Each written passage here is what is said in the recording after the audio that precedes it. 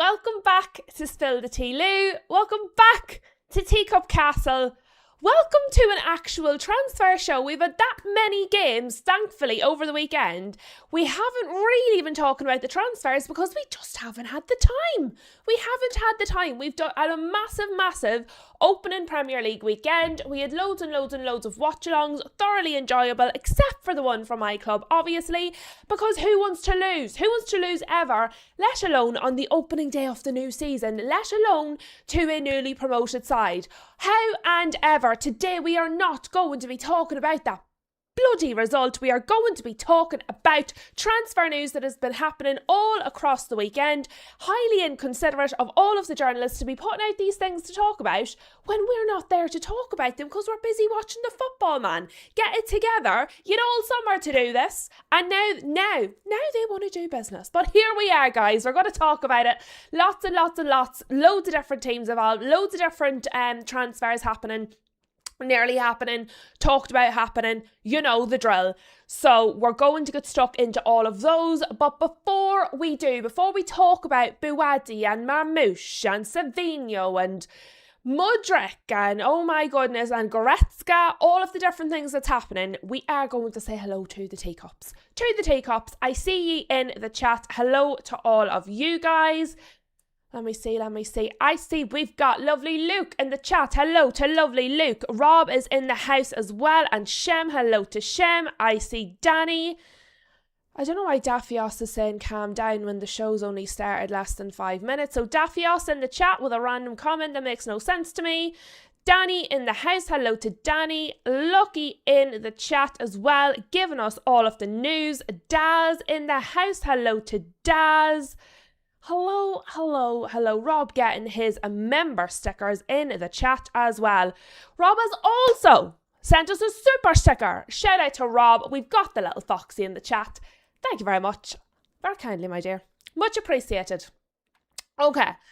We do actually have lots to talk about. I know I always say that, but we do actually have lots to talk about. And guys, I always end up going off down a rabbit hole somewhere.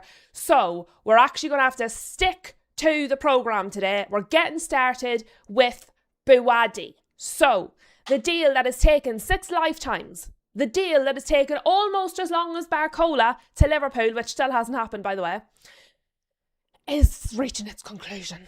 David Ornstein has said Manchester City reach an agreement with Lille to sign Ayoub Buwadi, deal for the 18-year-old Lille midfielder worth 95 plus 5 million euro. So that's important, it's euro. Bonuses on a 5 plus 1 year contract. Manchester City lands the Morocco international, a key target following Rodri's departure. And David Ornstein has given loads of credit there to Fabrice Hawkins. Fabrice Hawkins, who's been very good in this window so far. Loads and loads of stories from Fabrice, plenty of them coming through. Really good hit rate considering how hard it has been to get things right in this window. So shout out Fabrice Hawkins, who's smashing it this window, and David Ornstein, who we can always rely on to, for the most part, give us very accurate information, which is not always the case from a lot of the journalists. So shout out to both of the lads there, smashing it this transfer window. But 95 plus 5, let us see what that is in pounds. 95 million euro in pounds. Let us see. So that is £81,000. And then what's 5? So it's 81 plus 4. In pounds, I'm going to write that down, guys, because I'll forget about that. So it's 81 plus 4 for Buwadi.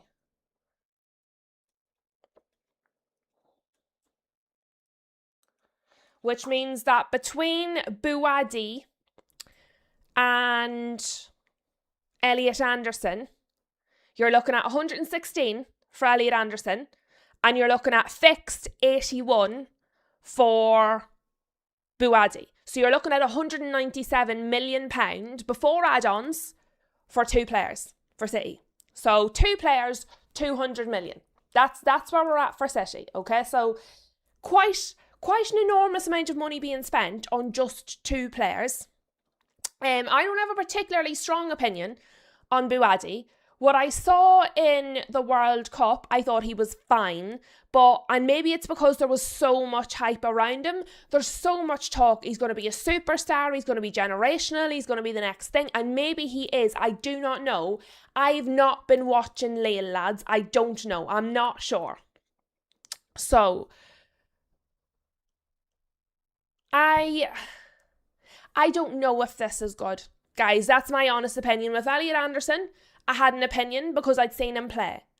With Bouhaddi, I don't know, because all I've seen is the World Cup. And I have to be honest, in the World Cup, I thought I didn't get the hype. I'll be honest, lads. I didn't get it. I didn't think he was really bad, but I didn't see generational talent. And to be fair, that might just be because in international football, you don't always see the best of a player. It's such a small selection size. It's very different than when you're playing with your club. So at the minute, I don't have a particularly strong opinion on what Bouhaddi is or isn't going to do. For me, this one's a wait and see. I haven't seen enough of him to have a strong opinion. It is a lot of money for a very young man. But I mean, with City, are we surprised when they do stuff like that? No.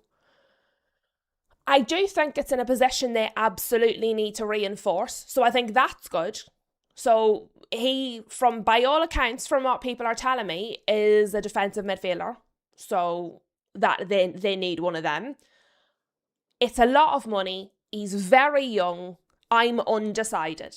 Is essentially where I'm at, but he's definitely in a position they need. However, I think they probably need another one. I think it's a little unfair to bring him in at 18 and be like, right, Rodri.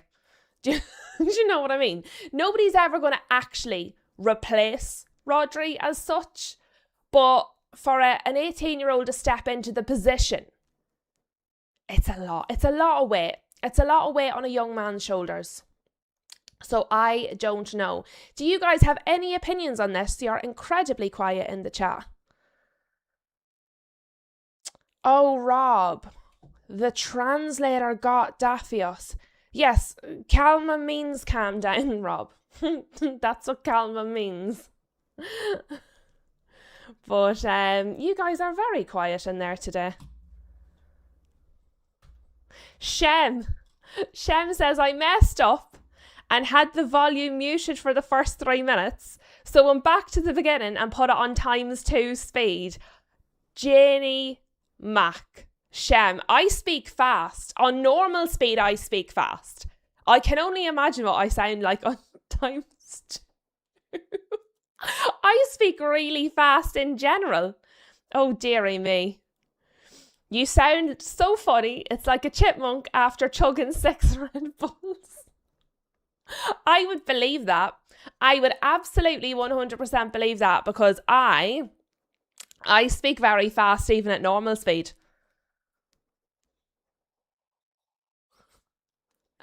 Anybody, any thoughts on Bouhaddi to City other than me sounding like a chipmunk at 2 ×2 speed? Any thoughts on the story? Good deal, bad deal? Do you know much about the player? Are you like me? You're a little bit undecided. What do you think of the price for an 18-year-old? Do you think it's enough in City's midfield? Do you think they need another one? What are the thoughts and opinions on this deal that we are discussing? Any of those, or shall I just move along? I'm actually quite worried about you. Has everybody just been got by the Monday blues? I've never seen you lot so quiet.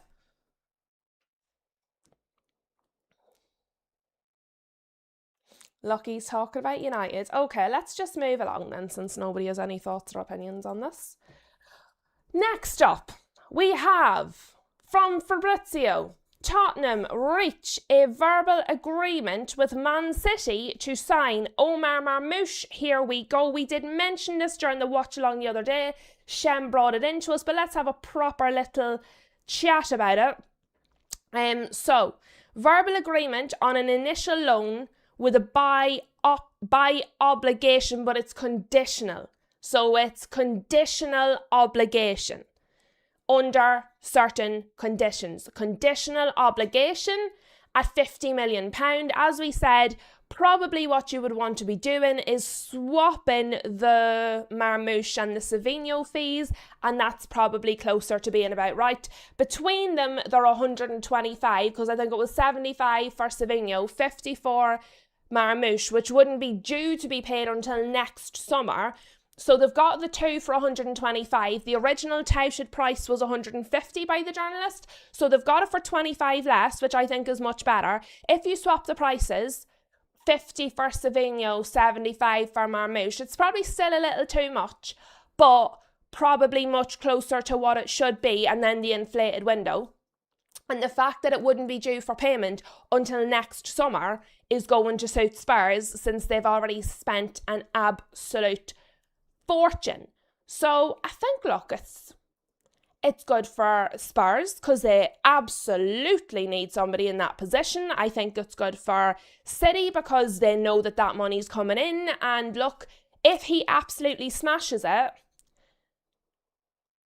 I mean, if he smashes it, then the obligation and the conditions are probably going to be met. So Spurs get him anyway. So do you know what I mean? Like, City know that money's coming in from a player that just really wasn't getting used. And Spurs get a player in a position they really need, and they get to put off the payment. So, I mean, I think it's probably good for both, if I'm honest. Like, City aren't playing him. So for a player that they're not using, they're going to get 50 million quid in a year. I mean, I'd take 50 million for one of the players we're not using, no problemo. No problem at all. And as I said, it is less than what they were expected to pay between the two players. Yeah, Shem says 25 million less than what was expected, and 50 of it isn't due for 12 months. I don't really see the issue. Shem says now send 60 million and Richarlison and Sarr and go get Osimhen. What is Richarlison's salary? Is it massive, Shem? I actually don't know what it is. And Sarr said he wants out. Yeah, well, you need to get rid of it. When a player's publicly saying they want out, you need to get rid of them. Shem says, as long as the Buwadi deal takes the pressure off us, then great. Shem doesn't care. Once it's not putting Spurs under the spotlight. Hello, Flossie. Rob says, a good buy for Spurs. I think Marmoush will be great when he doesn't have Haaland behind his shoulder. Ash in the house, who says 100 million for Buwadi is a bit expensive, but clubs know we're desperate right now. I think as well, part of the Buwadi deal, what you're paying for is to get him this season. So what Lille originally wanted to do, when there was multiple clubs involved, they wanted to sell him this summer, but then loan him back to themselves, and the player doesn't actually move until next season, not 26-27, 27-28. So I think what you're probably paying a bit of a premium for is because you're paying to get him this season, because that's not what they wanted. And I think another of the clubs that were interested in him, they had all agreed, yes, we'll pay for him this summer, but you can keep him from another season. City were like, no, we want him now. So I do think you've probably paid a little bit extra for that as well. And obviously, yes, it's very clear to anybody with eyeballs that you badly need a player in that position, and you've spent a long time negotiating for him. So to mean that it's not wasted time, you kind of needed to get over the line. So yes, I do think they've probably used that to their advantage now as well, especially considering they didn't want to lose him. They knew they kind of needed to sell him, but they were hoping to get another season out of him. So I think you probably are paying a little extra for that. And to be fair, that is in euro. So in pounds, it's 81 plus 4. In the 95 plus 5 is euro. So in pounds, it's 81 plus 4 for Buwadi. Ash also says Marmoush is going to be Spurs' first choice striker. Yeah, 100%. And when you think of it that way, they're getting their first choice striker and they don't have to pay for him until a year's time. And even then it's only 50 million for a first choice striker. I think that's all right. I do. I think that's all right. I don't think you can complain about that, if I'm totally honest. I think that's dead on. Savinho was over the top, but we already have discussed it. We know that they're a little bit swapped. But even at that, if you put the Savinho price on Marmoush, 75 million for a first choice striker, that's still pretty okay. When you think of the levelling up he's going to do compared to what you've got in Richarlison, it's a massive difference. Like from Richarlison to Buadi, 75 million, if you take Savinho's price, I mean, that's all right, lads. That's all right. Flossie says, I think any player coming in this week will be expensive, and that's it. You're getting to the tail end of the transfer window. You either pay up or shut up. That's essentially where you're at. So look, medical is today for Marmoush. Obviously he'll pass it. Like, it'd be crazy if he didn't pass it. I think it's good news for Spurs, and I think it's good news for City. I don't see the issue there. As I said, Buadi, I don't know. I think it's a lot of money for an 18-year-old, and I think it's very uncertain what he's going to look like, and I think you definitely probably need more. I think the outgoings with Savinho and Marmoush, I think is very good for City, and I think it's good for Spurs. I think that's a win all round for City and Spurs. Buadi is an unknown quantity for me. I need to see more of him. But he is not. They are not the only outgoings for Manchester City. Fabrizio also came out overnight, midnight last night, and said, understand Newcastle have made big progress in talks to sign Nico Gonzalez tonight. Agreement almost done with Manchester City, and talks ongoing with the player side to get the deal done early this week. I think this is sensational. I think this is absolutely sensational for Newcastle. I think it's exactly what they need. Exactly what they need. They played brilliantly yesterday. All of their new signings are doing really, really well. Nico G brings in that experience, that mature head, that Premier League know-how, a little bit older into the midfield, which is what's needed, because what they've got there that's not injured is incredibly young. So to bring Nico G in, I just think it's a great idea. Really, really, really good idea for Newcastle. I question it for City. I know he's not been exactly the first name on the team sheet for City, but because they're so stuck in their midfield area, I do wonder how sensible it is for Manchester City. But I imagine they've obviously got sort of other plans. Surely they've got other plans than Buadi. Surely this means, right, if they're letting Nico G go, surely they've got other plans in place than just Buadi. I would imagine, but I think it's a great deal for Newcastle. Now, obviously, we'll have to wait and see how much it is. This probably is going to be the most expensive signing of your summer.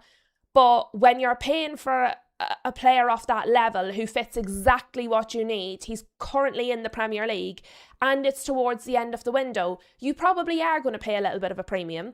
I don't think that's crazy. What do you guys reckon? How much should Newcastle be paying for Nico G, bearing in mind he's exactly what they need, and he's coming from City?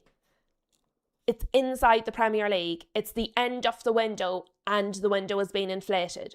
What do you think is a fair price for Nico G for Newcastle? Because I'm finding it hard to call anything in this window. I'm finding it really, really, really hard to call anything in this window.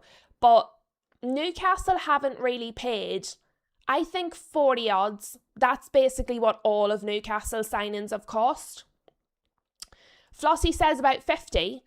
Kish also says about 50. Cool, so 50. I think it might be a little more than that. If I'm honest, I think it might be a little more than that. I don't know, maybe I'm wrong. I feel like it might be a little more than that. I think you're probably looking closer to 60. Which to be fair, in this market, I don't think is crazy. Just for what he brings to your other players. Because they've already hit the ground running, and I think he helps level that up. But we will see. But so that's interesting. The two of you's like immediate was 50. So that's quite interesting.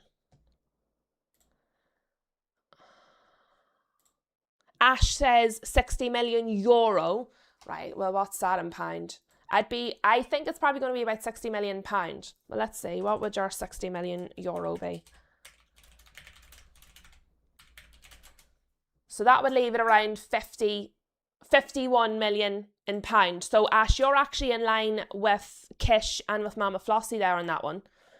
Interesting. We'll see. We will see that. If you all get that bag on the money, that's going to be so good. But obviously, like, if it's made big progress last night, at the same time as they've got to Here We Go for Buadi, it obviously looks like they wanted to make sure they'd Buadi over the line before they gave the okay to move ahead with Nico G. They got Buadi the Here We Go, so deal's essentially done. And all of a sudden, big progress in the talks for Nico G to Newcastle. So you can see there the dominoes are all falling on each other.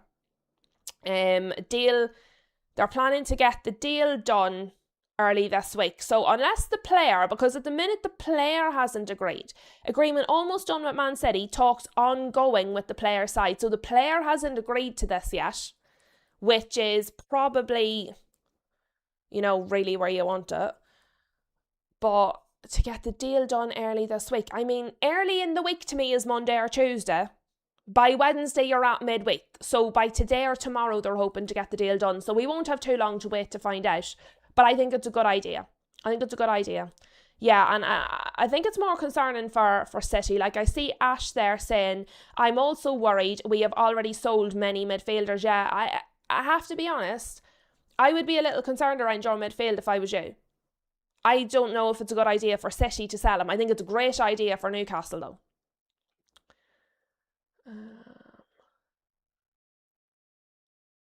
Shem says 90k, you thought it was higher. Fairs.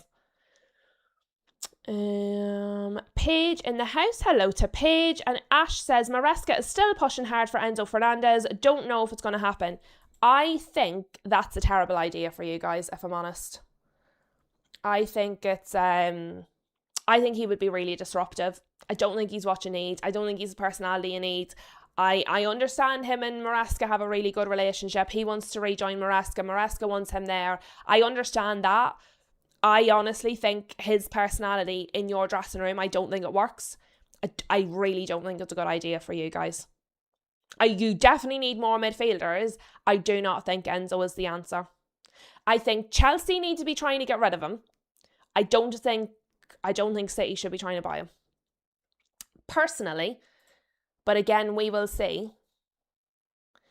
Speaking of Chelsea, though, we do have a Chelsea story, so let's just move along to that. I know I'm flying through these, guys, but there's so many of them.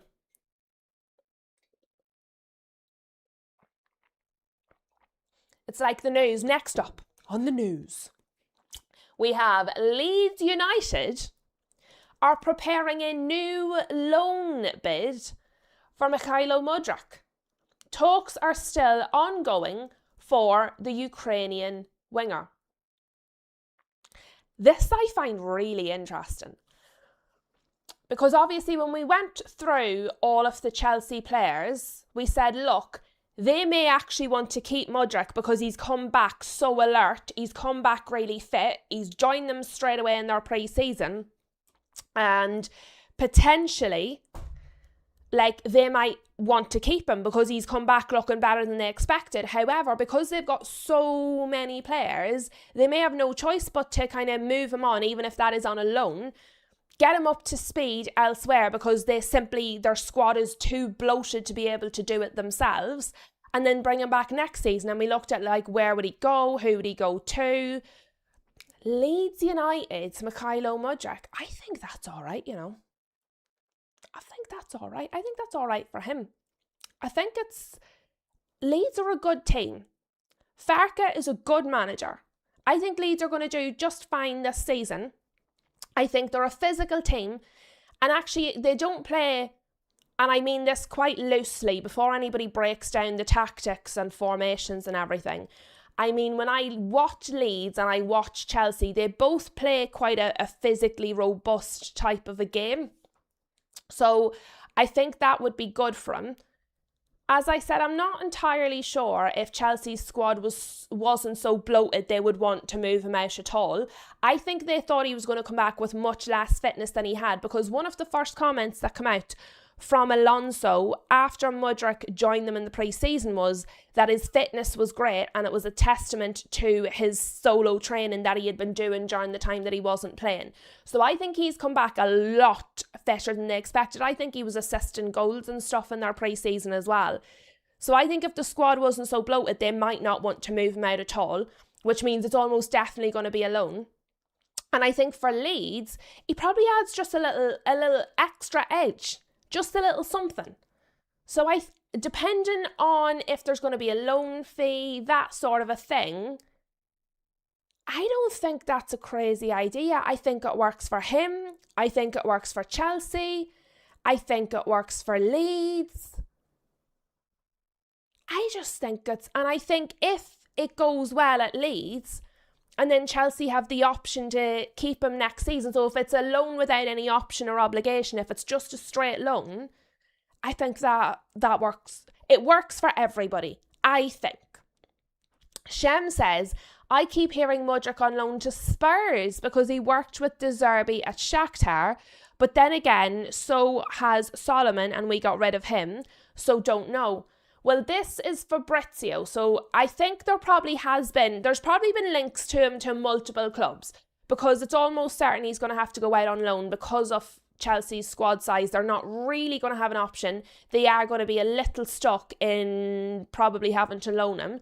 So it's a case of trying to figure out where. And so I think there's been a lot of speculation and a lot of rumours, and there has been some stories. But as I said, this is 10:10 this morning. So this is the latest news from Fabrizio. They're preparing a new loan bid, which means they've already put in one. A new loan bid would imply that there's an old loan bid.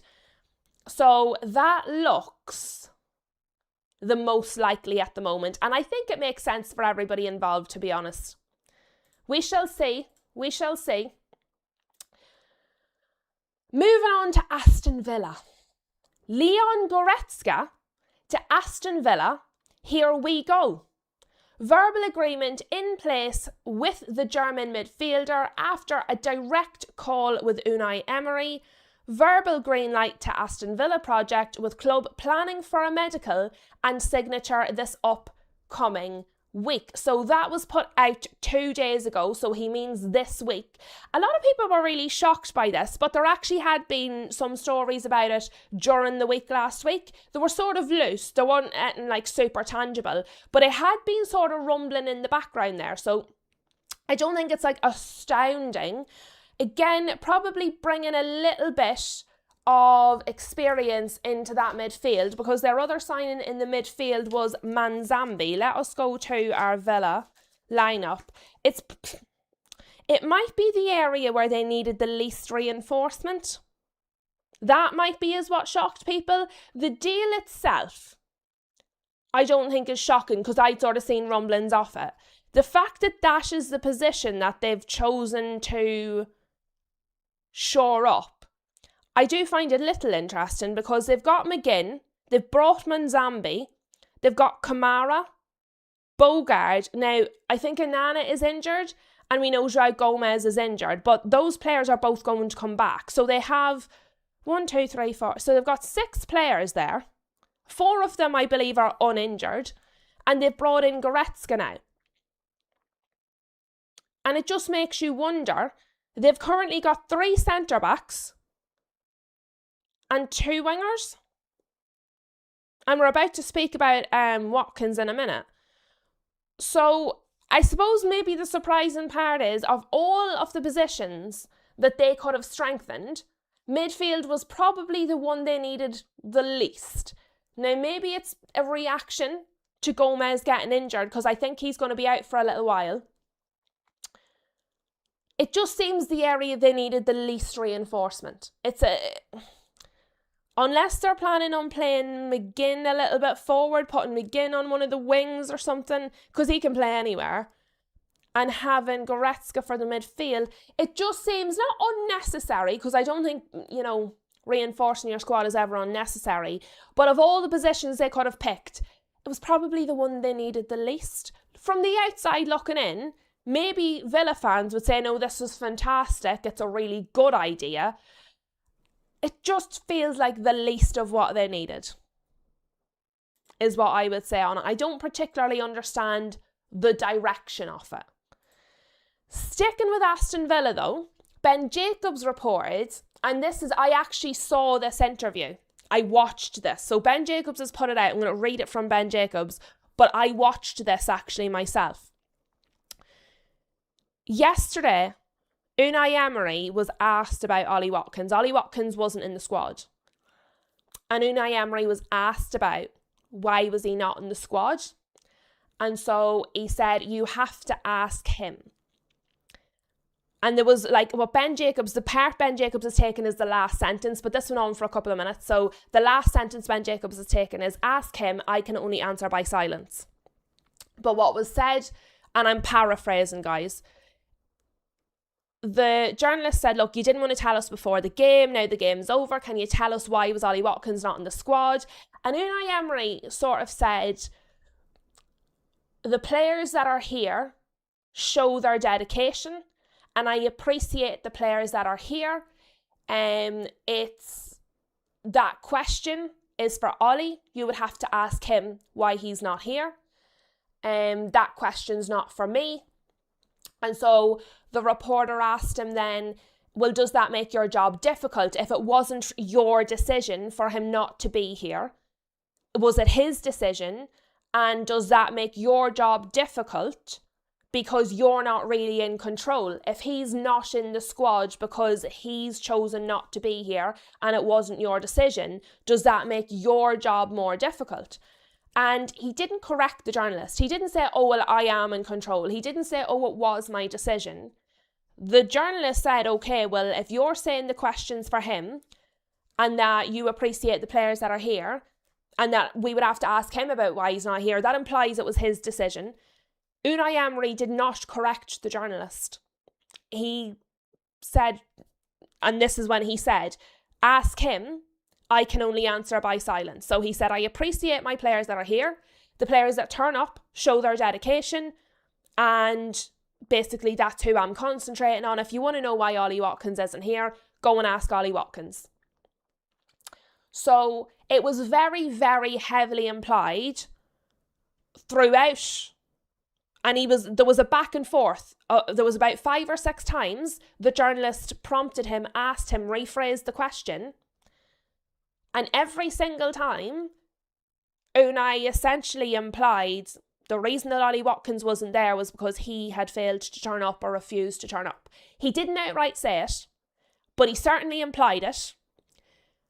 And he didn't correct the journalist when the journalist said it.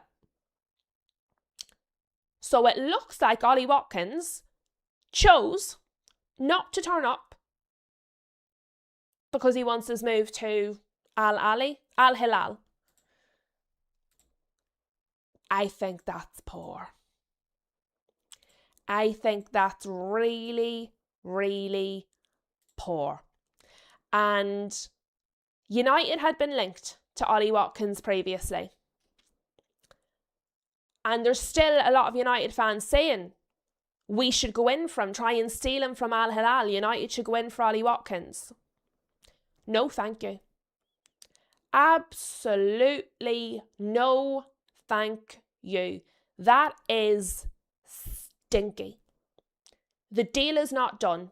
You are currently employed by Aston Villa. Turn up and do your goddamn job.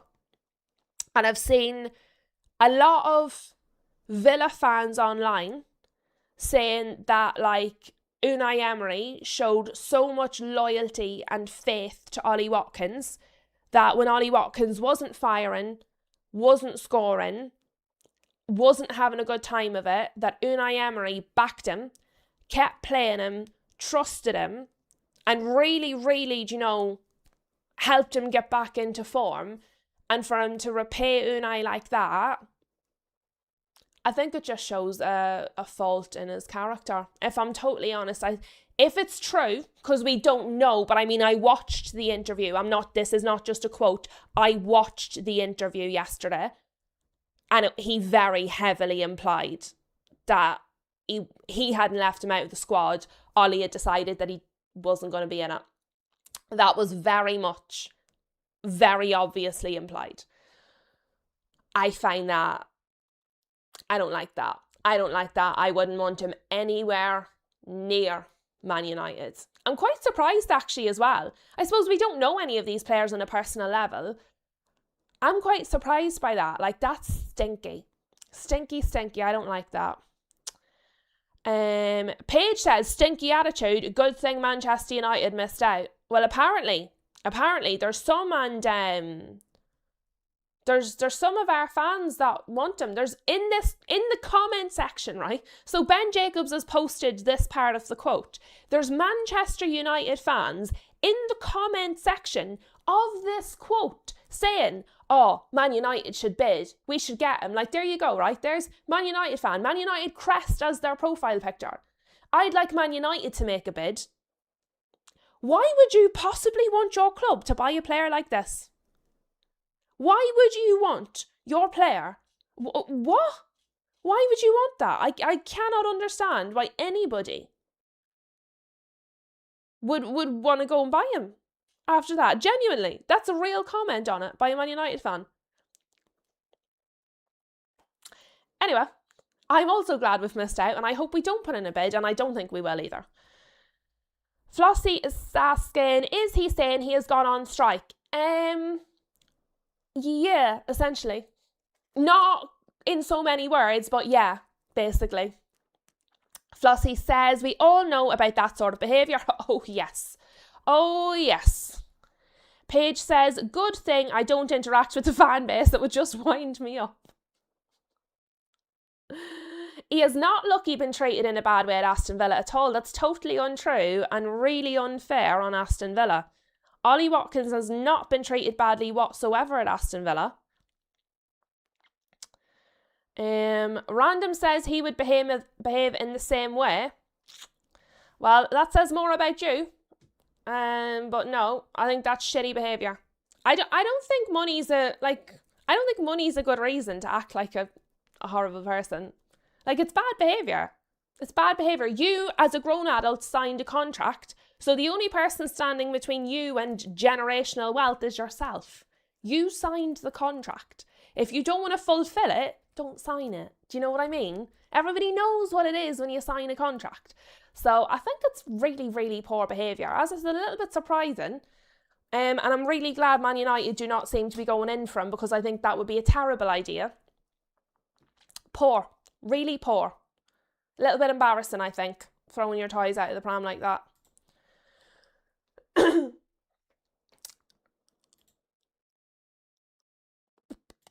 We do have some other controversial moves, but I want to go to this one. We're going to go to this one. Hello, Footy Corner. Welcome. Nice to see you back in the chat. But Al Hilal, who are the team that are after Ollie Watkins, that he is apparently going on strike, refusing to turn up for matches to go and join, are also pursuing a deal to sign Gabriel Martinelli from Arsenal. No agreement yet, and this is according to David Ornstein. No agreement yet, but talks are ongoing between the clubs with the 25-year-old winger. Arsenal want in the region of £60 million, and the player is open to Al Hilal after turning down Turkey. So we've known for a little while that Arsenal were open to selling Martinelli, right? We've known about that. And he seemed reluctant to leave, because when Turkey came in from, Arsenal were willing to at least negotiate, and he basically said, no, I'm not going to Turkey. But apparently, according to David Ornstein, he is open to Al Hilal. So Al Hilal want Ollie Watkins, who, by all accounts, according to his manager, is refusing to turn up for matches so he can go there. And Martinelli is open to go in there for 60 million. I mean, if he's not going to be used at Arsenal, if they're happy to move him on, he's reasonably happy to go, or at least open to going, and Arsenal get 60 million, I think that's a decent deal for Arsenal. I mean, why would you not? Do you know what I mean? If they're happy to sell him and he's happy to go, you're going to get 60 million quid. Don't really see an issue. Happy days.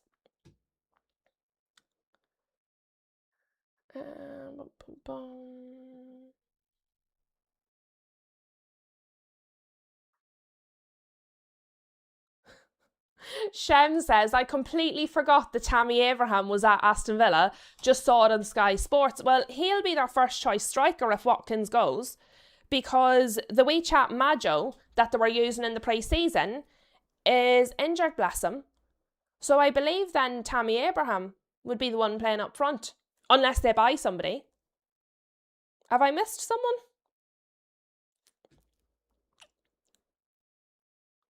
Paige says 60 million is a solid deal for Arsenal. Yeah, I agree. I think it's a decent deal. That one's much less controversial. The player looks like he wants to go. The club looks like they want to sell. Talks ongoing. If they get 60 million in for him, again, it's 60 million for a player they're not really particularly using. So I think it's a good deal. I think it's a good deal for both. And then we get into more sort of controversy. Sami Mokbel, and there's been a number of people speaking about this, like Nazar Kinsella, Sami Mokbel, there's been a few others. Jean-Philippe Mateta is disputing his contract with Crystal Palace. He says that the rest of his contract basically isn't legitimate.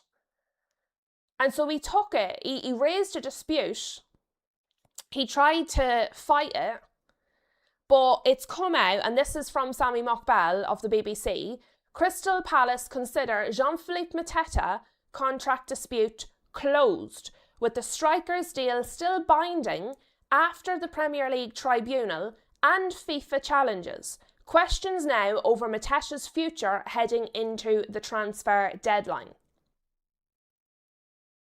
And I'd seen this sort of rumbling along the last few days. I don't really know what his grounds were for thinking that the remainder of his contract was no longer valid, but he has been arguing and challenging and has brought it to a tribunal to say that the rest of his contract is no longer valid.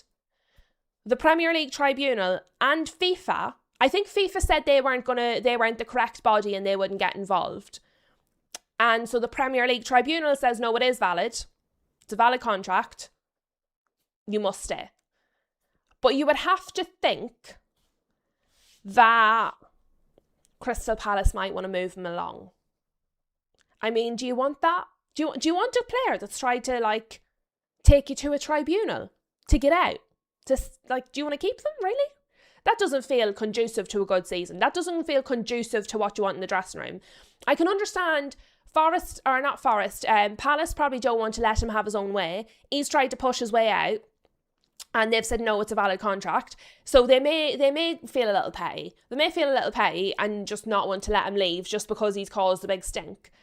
But I mean, on a real level, you don't want that in your dressing room. How could you possibly have a player in your dressing room that took you to a Premier League tribunal to try and force their way out? Palace need to get him gone. He needs to go. Another one, by the way, that has been linked to Man United, another one where I say, no, thank you very much. Stinky attitude. Stinky. Imagine.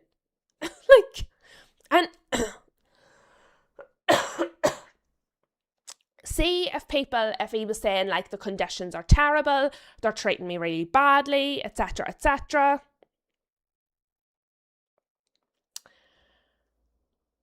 But he's not. He's basically just saying, I don't want to fulfill the rest of my contract.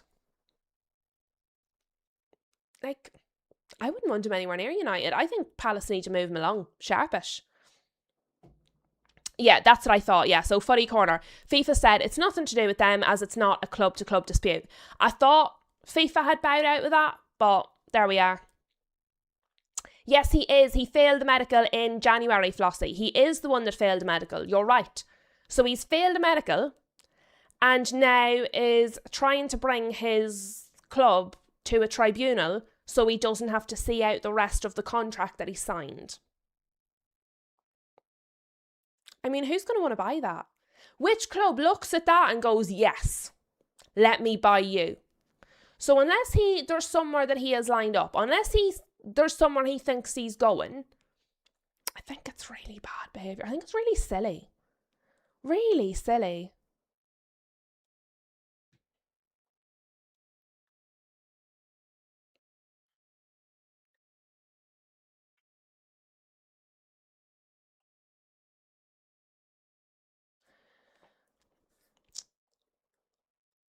Random says, there's not many walks of employment where the employer can stop you from pursuing another job. Personally, I wouldn't want to keep players that don't want to stay at my club. Cough, cough, Rashford. Well, no, there isn't. But the fact is, every single footballer knows how the industry works. So if they don't want to be in that kind of employment, don't be a footballer. Do you know what I mean? Like, it's not as if it's a secret and then they get into the football industry and they're like, oh my God, I didn't know it was like this. So yes, it is different and it's very unique, but they're very, very aware of this when they go into that. Though they spend their whole lives trying to be footballers. They become footballers. They go through academies. They spend years and years and years getting into this career. They're very aware of how it works and what they're getting into. And if they don't want to work in that type of industry because they don't like how it works, don't get into it. Like, they go in with their eyes wide open.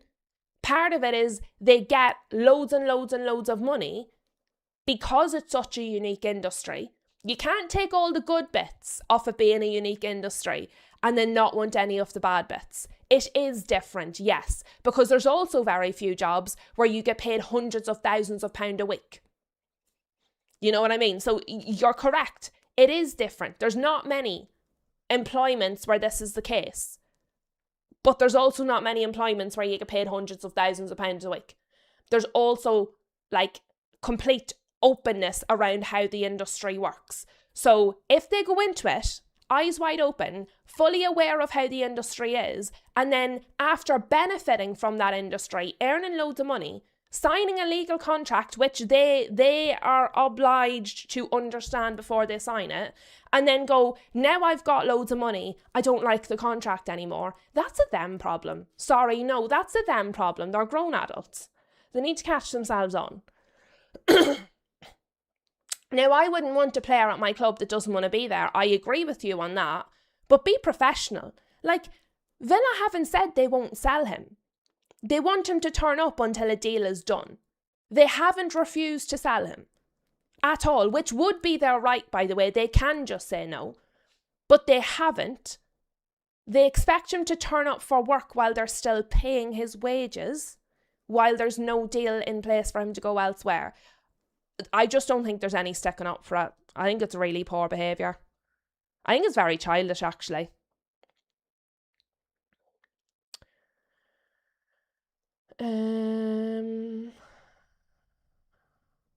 Paige says, Mateta's still upset he missed out on the Milan deal.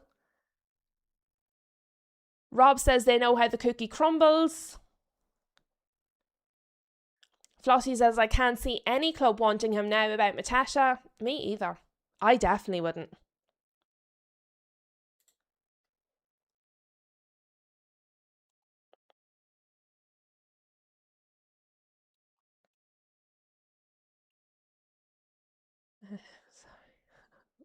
Lucky's still chattering there about United. Yeah, well, that is actually the next one we're going to talk about. Ash, that is the next one we're going to talk about it, because that is the next drama-filled deal. And I've seen some people saying, you know, basically set Alvarez free. It shouldn't be legal to keep a player that wants to leave, that these £500 million release clauses shouldn't be allowed. that, if the player wants to go, let him go, and, just don't be so mean. Essentially seems to be the rhetoric of a lot of fans, not everybody, of a lot of fans around Alvarez. So he wants to go to Barcelona. Atletico do not want to sell him to a direct rival, which is totally understandable. Arsenal would like to buy him, but it seems like he has no interest in any club other than Barcelona. He obviously then yesterday got a very cold reception, rightfully so, from the Atletico Madrid fans. I think it was fully deserved. If I'm an Arsenal fan, I don't want him. All these attitude problems, no thank you. I understand he's a very talented player. I fully understand he's a very, very talented player. He would elevate Arsenal's squad on paper. Absolutely, we all agree on that, I think. Why on earth would you want a player who you are absolutely 100% certain wants to be somewhere else? Absolutely. And if Barcelona come in from next summer, he's gone. Absolutely out the door. He'll be disruptive. He's not in it for the long haul. He's not going to be pulling in the same direction as everyone else. He's going to be looking after himself. He's going to be looking after, number one, how good of a season can I have here that Arsenal will then sell me to Barcelona? What can I do to get to Barcelona? Because when a player wants to play for a club as much as he wants to play for Barcelona, that is always going to be his priority. His priority is not going to be Arsenal. And I understand players sometimes end up at clubs that would not have been their first choice and they excel. And that can happen. Not when they are this passionate about playing for someone else. So, for example, Haaland came to City and said that he was going to stay for a few years and then move on to Spain. Okay? But while he's been at City, he has been 100% in for City. So I'm not saying if a player wants to play elsewhere or originally had a different dream that it's impossible that they can add to your team. That's not what I'm saying. But when they so vehemently and passionately want to be elsewhere, I don't think they can possibly be prioritising or bleeding for your team. I don't think it's possible. And I see Footy Corner saying Atletico hung him out to dry though. I've no sympathy for him whatsoever. None. Not even a little bit. When he was behaving like that, when he was talking about not wanting to be there, when he was talking and twerking, as the term is, and trying to push for his move to get to Barcelona, he was absolutely 100% aware of the consequences. He made that decision to take those actions while being aware of the consequences. I'm not going to then feel sorry for him that those consequences that he knew about in advance have happened. Get over it. You acted in a way that you knew would bring specific consequences. Those specific consequences have happened. That's a you problem. You did it to yourself. Now, there's a lot of sympathy out there online for the player. I've seen a lot of it. Feeling sorry for him, Atletico are being salty, Atletico should let him go, Atletico should do this. Why should they? Why should they? If David Raya was behaving the way he was behaving and trying to get a move to Manchester City, would Arsenal fans feel sorry for him? I don't think so. If Bruno Fernandes was behaving the way he's behaving and trying to get a move to Liverpool, would we feel sorry for him? No. That's what it is. An Atletico Madrid player is doing his utmost to push his way to Barcelona, publicly. If Bruno did it, if Raya did it, if Haaland did it, when Salah was at Liverpool, if Salah had done it, would we feel any sympathy for the player? Absolutely not. We would say he's good, he deserves it. He deserves the booze, he's put himself in this position, right? If he didn't want a 500 million release clause, he shouldn't have signed the contract. He should have argued or got his agent on his behalf to insert a lower release clause. That's, do you know, Barcelona put it in. He signed it. Nobody forced him to sign it. He could have said, no, I'm not signing it unless you lower the release clause. Problem would have been solved. But I thought this was interesting because this is from a fan in Spain, okay? Antony, with an IE, rather than the way we spell it. And it says, you cry to leave City because you're Haaland's backup and you want the spotlight. Atleti rescues you, pays you an absolute fortune, and gives you the number 19. Simeone builds an entire team around you so that you can be the undisputed star. Just 2 years pass and you throw a tantrum. You have the nerve to say during the World Cup that your dream is a transfer. You demand that the club sell you to a direct rival. You pull off all this drama while still having 4 more years on your signed contract. Today you step into the Metropolitano in the first game of the season and get the jeering of the century. And when it's put like that, I don't have any sympathy for him at all. None whatsoever. I understand he has a dream. I understand he wants to play for Barcelona. I don't criticise him for that. He can want to play wherever he wants. But everything that has happened since has been his own doing. And I just don't have sympathy for that. If you've created the problem, what do you want? Do you know what I mean? So personally, look, Arsenal fans are entitled to want what they want. I'm not going to tell you what to want for your team. But is he not going to try and push his way out of Arsenal too? Disrupt everything. What you've built at Arsenal is solid. It's really solid. It's strong. No matter what player you lose, I think you have enough of a solid, strong base. You can replace them. You can swap them. You can move the parts and it all works still. If you bring in somebody like this, who has on multiple occasions at different teams disrupted so they can get out, they're definitely going to do it there. They're definitely going to disrupt your dressing room. They're going to cause problems where you don't need them. I think it's a terrible idea. Talent or not, I think it's a terrible idea. Mohammed, it's not about whose perspective should hold more weight. It's about 2 parties signed a legally binding contract. It's not perspective. It's a legally binding document that he signed. Perspective is irrelevant.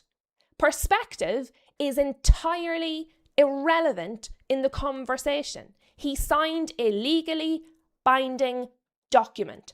Perspective doesn't matter. Totally irrelevant. So it really doesn't matter whose perspective should matter more or carry more weight. Irrelevant to the conversation.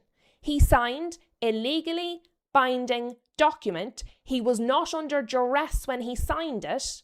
Therefore, perspective in the bin. Footy Corner says, I will say this is exactly the opposite of Vinny. He's upset he isn't the main man when Atletico Madrid made him the main man. Yeah, I do think it's different than Vinny. Shem says, I don't understand any club that would go for him when he's made it abundantly clear he wants Barcelona. Why bring that toxic behaviour into your club? I agree. Flossie says, if he did go to Arsenal, for sure he would want out next season. Exactly. Because what would happen is Barcelona would come in from next summer and try and bargain down Arsenal, because to go, well, you're not Atleti, we're not direct rivals, obviously you're not going to try and charge us the money they would. And they would try and lowball Arsenal for him, and then he would do this behaviour and push his way out. It's a foreseeable mess. So just don't. I wouldn't. Look, if Arsenal want him, if Arsenal fans want him, totally up to you guys. I think it's a terrible idea. Really and truly a terrible idea. And the last story, guys, the last story that we are going to discuss today is Amad Diallo. So, Sully Talks is an ITK on Twitter about United. And Sully came out yesterday afternoon and said, understand Amad could be out for up to 6 weeks following initial test scans after picking up an injury in training. Manchester United are awaiting more test results to have a clearer picture, but the early signs are not looking too positive.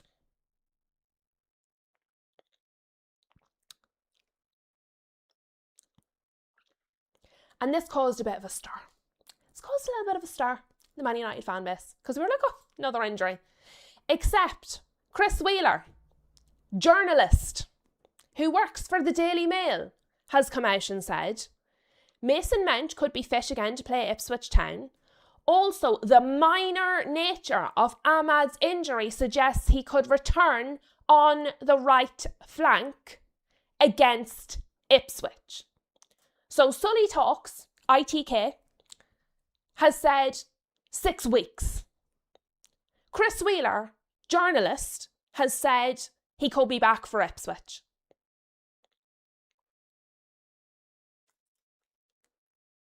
Take your pick. Take your pick. 6 weeks, 6 days. What's the difference? But overnight, it had time for the whole thing to fester. It depends on who you believe. Do you believe Sully, who I believe knows people that work at Carrington? I think that's how he gets information. I don't know. That's speculation, by the way. Or Chris Wheeler, who's a journalist. We'll know at the weekend, won't we, really? But yeah, I don't really know. I don't really know, guys. Don't really know. I obviously hope that Chris Wheeler is correct. Don't believe everything you read online. I don't know what to tell you guys. It's important news to bring in because it's a really big deal. The difference between a player being out for 6 weeks or 6 days, it's quite big. So I don't really know what to tell you guys. It's just mad. As Flossie says, it's crazy. Absolutely crazy.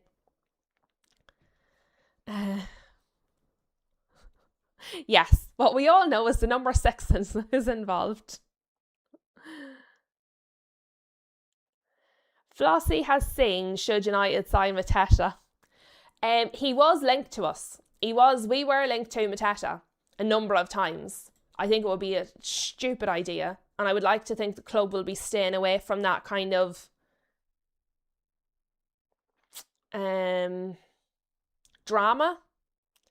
But you never know, because we do need a striker. I'm just looking to see if anything else has come out since Chris Wheeler about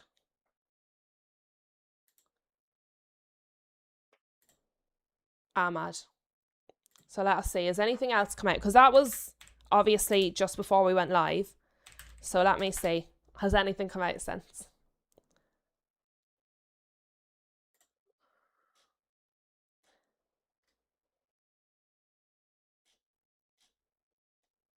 No, everybody's just quoting Chris Wheeler.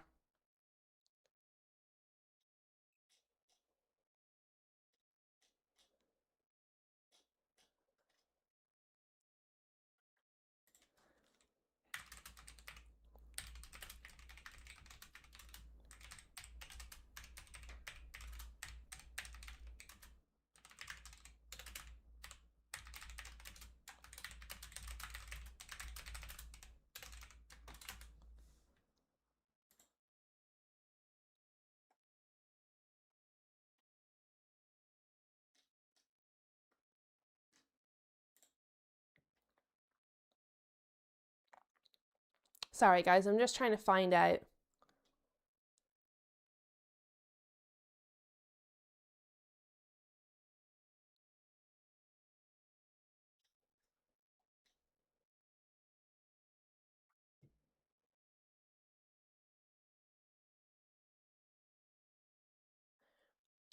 The Evening Standard, they've gone along with the Daily Mail.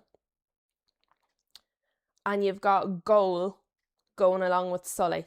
So not much else on it. Kind of just people picking sides more than anything. But we'll keep an eye on that. We'll know at the weekend. I mean, we'll know at the weekend who's right. Is he going to be in the squad for Ipswich or is he not? Also, is Mason Mount going to be in the squad for Ipswich or is he not? That's another one I'm interested to see. But lads, we had a lot to get through today. I know that was very, very mixed, but it's because we had so much to get done. Obviously, we've got to watch along this evening, and I wanted to make sure that we got as much of the information out there as we possibly can. So thank you all so very much for being here. Thank you for getting involved, for getting your comments in, for, interaction in the chat. Thank you very much to Rob for the super sticker. Please, if you haven't done so, smash the like button on your way out of the video, guys. If you're new, please subscribe. As I said, I will be live later on for the Fulham and Chelsea game. Hopefully, I will see many of you there. Please enjoy your afternoon, and I will talk to you all soon.